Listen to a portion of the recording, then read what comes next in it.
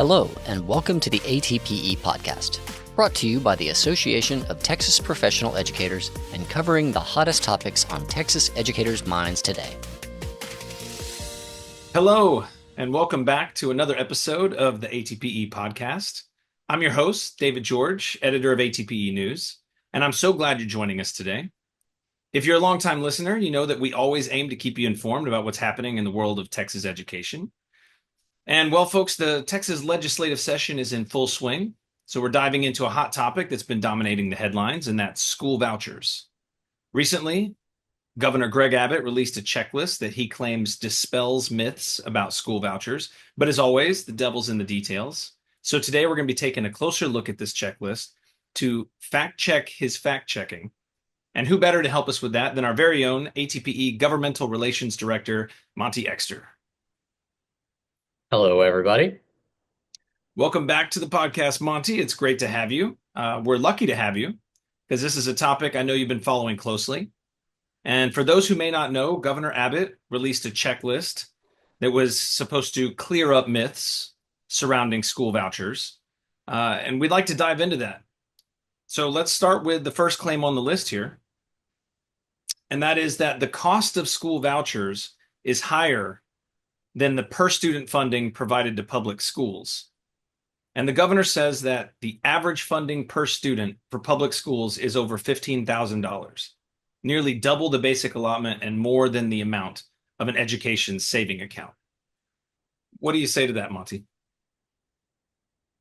So the governor is really, I think, responding here to the fact that a lot of folks have talked about what is a fact that the basic allotment hasn't increased since 2019. And now we're talking about $10,000 for a voucher. And the basic allotment is $6,160. I think that where we have to get in, though, and do a little bit of fact checking of the governor's assertion is on that $15,000 number. So interestingly, just today, they were talking about this in the House Appropriations hearing. And so what we have to look at really is that when you're talking about the number that they're trying to throw out, they're conflating a whole lot of different numbers that don't necessarily have anything to do with the actual per pupil expenditure going to educate students. They're including like bond funding for buildings and, all of these other things. So they're also looking at all students, put together. Whereas if you were to go in and say, look at a student who is just a regular program student, somebody that doesn't have any of the special funding weights, and you look at the state's maintenance and operation dollars and the local maintenance and operation dollars and the federal dollars for that particular student, you're looking at more like $7,000. Maybe even a little bit less than $7,000. And that's just their entitlement. That's not actually what the state's paying. The state only pays about a little less than half of that amount in state funding. But that student is entitled to roughly a little over $7,000. Now, if you look at, say, somebody that maybe is an ELL student or is a low socioeconomic comp ed student, they're going to have a little bit higher funding weights. They're still going to be significantly under $10,000 and nowhere close to 15. Really, the only area that you see is if you go to folks who are special education students, some of those folks can be well above 10,000. So what does that look like on averages? So if we look at state and local M&O funding, we'll throw in federal funding at levels. You also have to remember, federal funding has been spiked for the last few years because of COVID. Throw in federal funding at historic levels, state funding and local M&O funding. And let's do that for all students who are not designated as special education students, partially because we know that our private schools are not really educating those special education populations.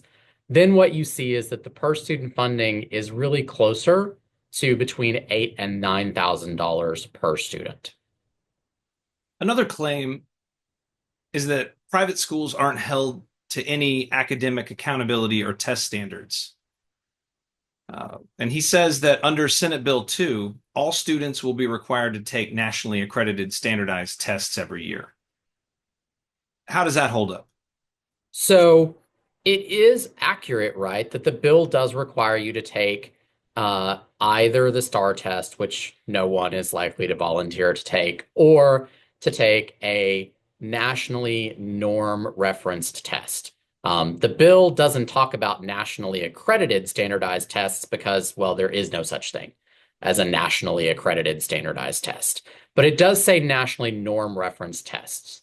So let's think about that just a little bit. The bill, again, does not specify what kind of test is given, what subjects must be tested, whether or not those tests are aligned to Texas standards or can be in any way compared to STAR scores. The quality and focus of existing norm reference tests varies widely. And the bill has no prohibition against creating a new nationally norm referenced option that, may be of dubious quality. I think the other important thing is to understand that a nationally norm referenced test just means that you have created a test, could test again any number of things, not necessarily the subjects that the STAR test is normally testing. And you've given that test to roughly 1,000 kids whose demographics are similar to the demographics of America. That is a nationally norm reference test. That's all it means. It doesn't mean anything more than that.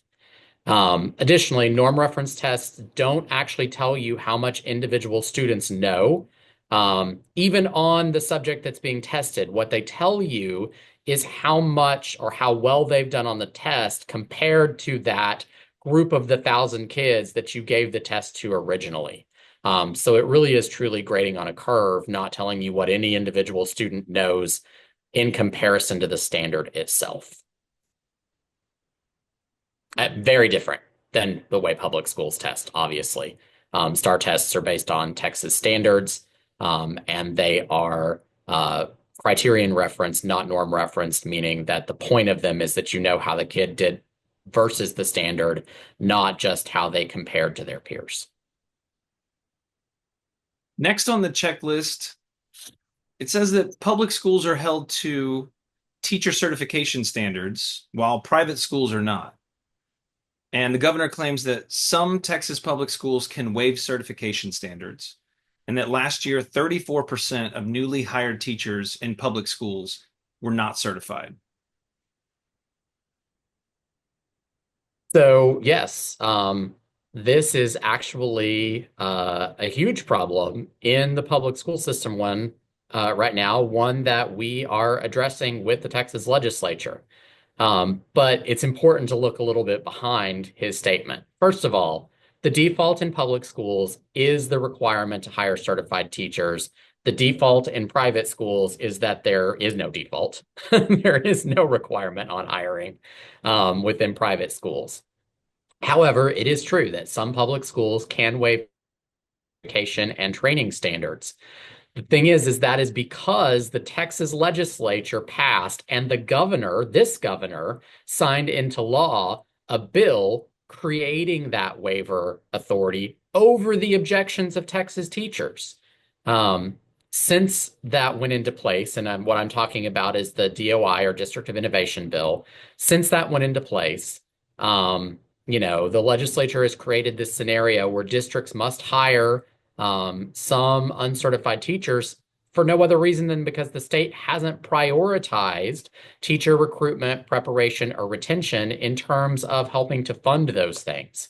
Again, private schools are subject to no state requirements on hiring. And unlike public schools, private schools are not even required to hire teachers who have completed college. Next on the checklist, he talks about accepting students and how public schools have to do that. He claims that public schools must accept every student living in their district, but can limit transfer students and charge additional fees associated with transferring while still receiving state funding. What do we say to that? So it is certainly true that public schools are generally required to accept all students at their neighborhood school, which is something that private schools are not at all required to do. Um, but then it breaks down a little bit from there in terms of the governor's statement.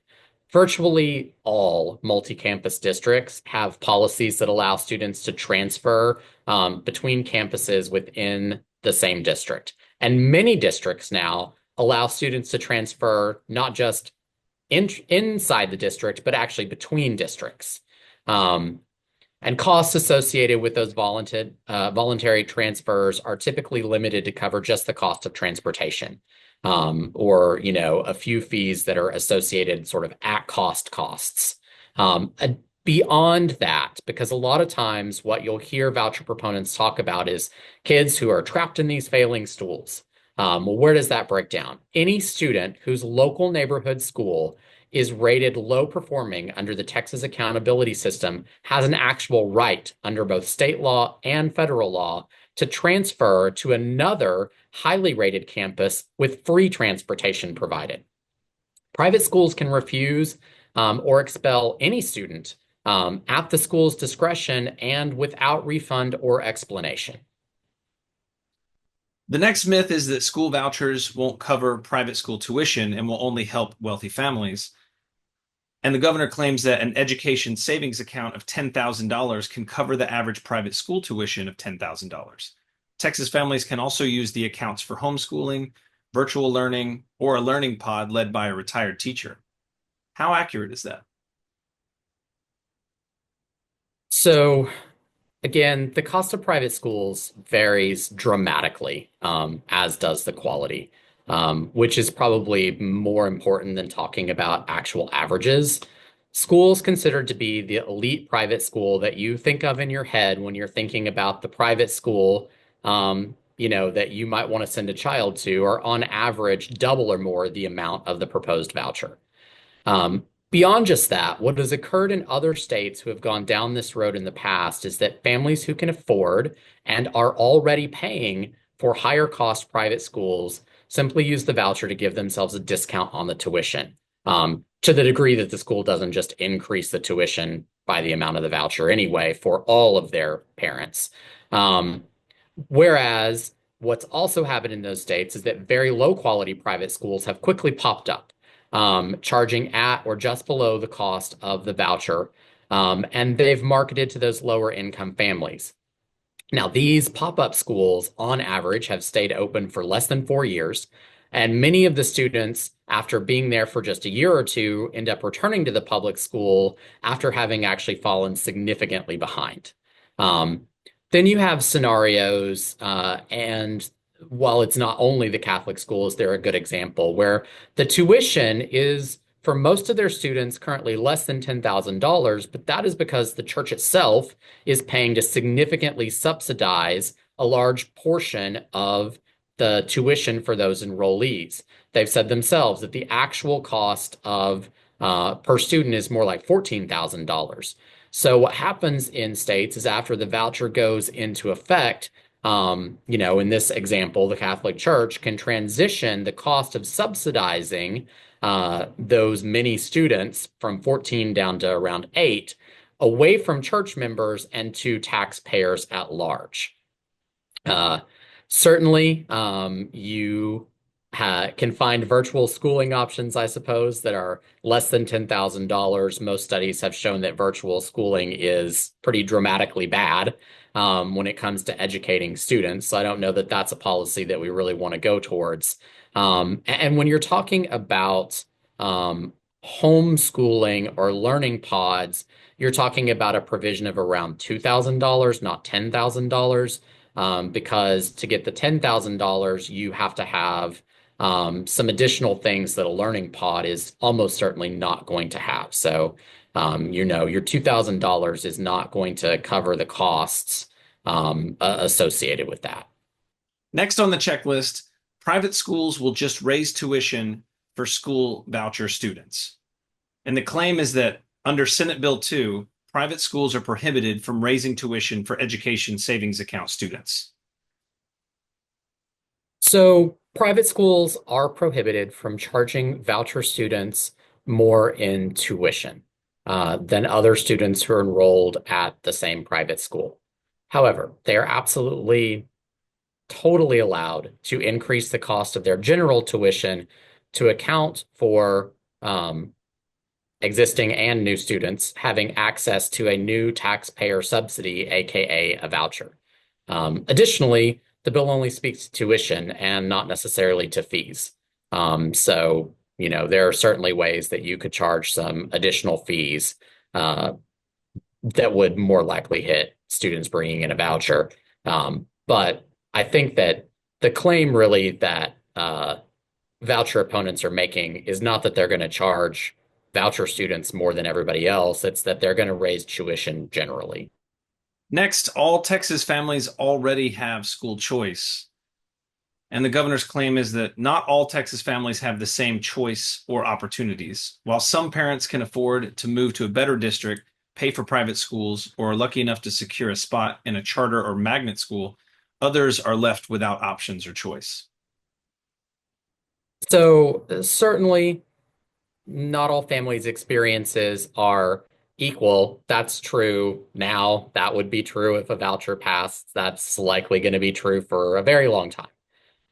Setting that aside, other than those students who live in very remote areas where there may be only one public school campus within driving range, virtually all students have access to voluntary transfer opportunities beyond just their local neighborhood school.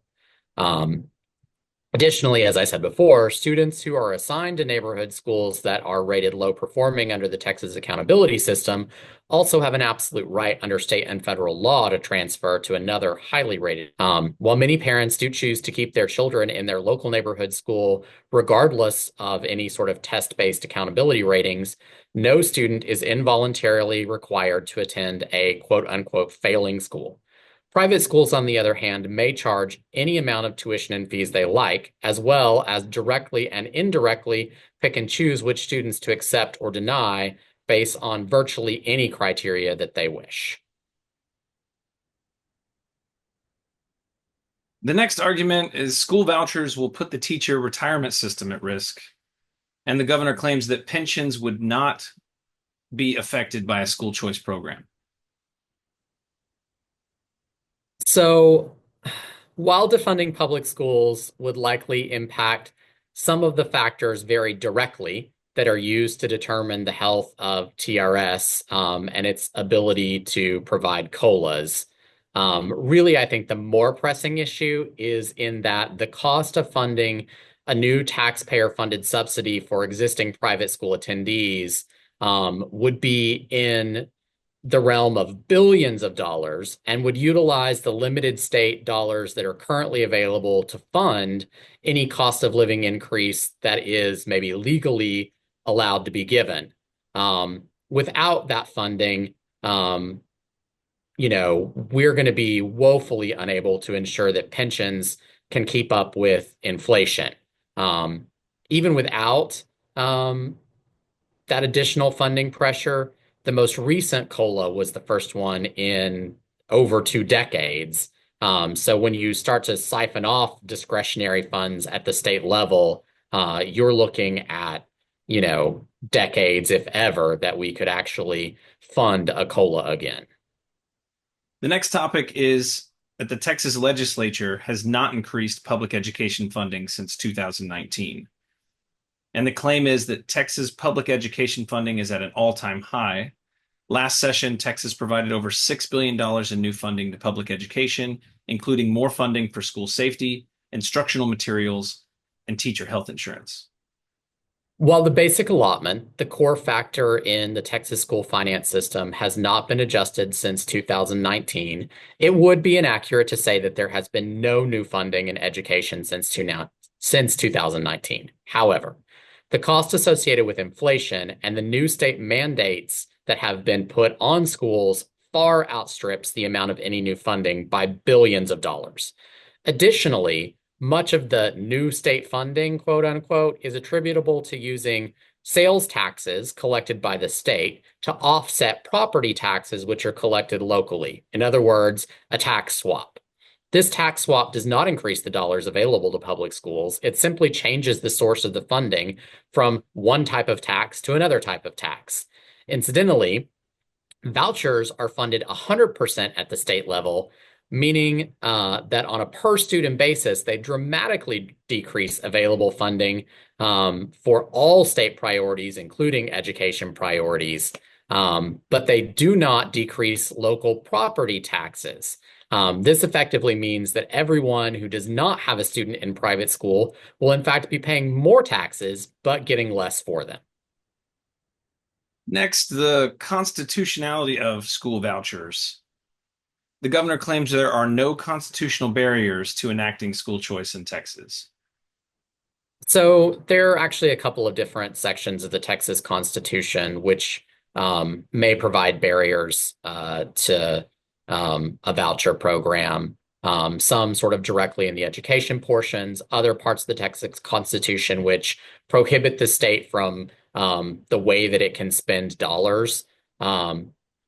Really, the truth is that it's currently an open question about whether or not the Constitution of the state would be a barrier or would disallow vouchers in some particular way. We've not had one, so it's never been litigated. But what we do know for sure is that if a voucher is passed, it will 100% result in a lawsuit, and that currently both sides claim that they are confident that they will win that suit. Next on the list, even if a school voucher student gets into a private school, they won't have transportation like they do for public school. And the claim is school choice funding can be used for transportation-related expenses. Is that correct? So, I mean, assuming that there are any extra funds past the tuition, some ESA funds not going to tuition can be used for transportation. But let's think about that for a second. The vast majority of private schools don't offer transportation. So now what you're thinking about is either putting your third grader on a city bus by herself and hoping that she gets to her destination on time or at all, or you're spending $15, $20, $30 or more a day to put her in an Uber. That's $100 to $150 a week or $400 to $600 a month, which adds up to between $4,000 and $6,000 for a school year's worth of just transportation. So that's not really going to be coverable under the voucher. Additionally, paying for gas for your own car is not an allowable expense. And the final item on the checklist, school vouchers will defund public schools, especially in rural Texas, due to enrollment decline. And the governor's claim is that a majority of rural, urban, and suburban Texans support school choice. Public schools across Texas will not be defunded with school choice. Is that accurate? So let's take both of those statements. First of all, different polls have come to very different answers on the question of support versus not support. Not shockingly, the ones that have been funded, the polls that have been funded by the governor's voucher allies have been designed to elicit more support, often for choice generally. The poll that I generally look to the most or find to be the most persuasive one was actually one that was funded by neither side. It was not funded by a pro-public school organization. It was not funded by a voucher organization. And they actually found that most folks, in fact, do not support vouchers. Additionally, and some polling that the governor doesn't ever talk about is polling that was done that asked folks to rank their priorities. And when folks were asked to rank education and non-education policies in order of priority, vouchers were at the bottom of the priority list, even amongst those respondents who didn't oppose passing a voucher. So that's part of the question. The other one on defunding schools. So on the question of defunding schools, especially rural schools, the governor has himself come out in the most recent days and said that schools who lose enrollment based on SB2 passing would in fact lose funding. Beyond just that, though, even schools where no kids leave to take a voucher, so you've got no loss of enrollment due to SB2, there will still be an impact. SB2 would set up a system where we would funnel billions, tens of billions likely, of state dollars into tuition payments for current private school enrollment. These very limited discretionary dollars will then not be available for things like adjusting school funding for future inflation, or to cover the cost of any of the other priorities that the folks in that poll we just talked about said were more important to them than prioritizing vouchers. So what's the best way for our listeners to respond to a checklist like this? Where can they go to learn more about it? Well, certainly, we hope that you have watched this podcast and have learned all about it. You can also visit us on Teach the Vote. We send out a week in review every week to folks, so you can look at that, or you can come in on your own on any day. We are constantly talking about issues at the legislature, including this one. Additionally, if folks are looking to take action, one of the best things that you can do is visit ATPE's Advocacy Central and let your legislator, your House member, your senator know how you feel personally about this or any other public education issue. We have Advocacy Central campaigns open right now, both on protecting public schools in the face of a potential voucher and in general public education funding, including compensation for teachers. But in addition to those campaigns that we have open, there are also other routes for you to talk about really anything you want to talk about with your personal elected officials through our system. Thanks so much for joining us today, Monty, and for fact-checking these claims. Thank you. We'll be keeping a close eye on the legislature, and we'll appreciate all the work that your team is doing to advocate for educators and students. Thank you, listeners, for tuning in. Stay informed, stay engaged, and as always, if you have any questions or feedback, you can send those to comm@atpe.org. That's COMM@atpe.org. And we encourage you to subscribe to the podcast as well as leave us a review. Thanks again for being here. Until next time, this has been the ATPE Podcast. Thanks for listening to the ATPE Podcast. For more information about becoming part of Texas's largest community of educators, please visit atpe.org.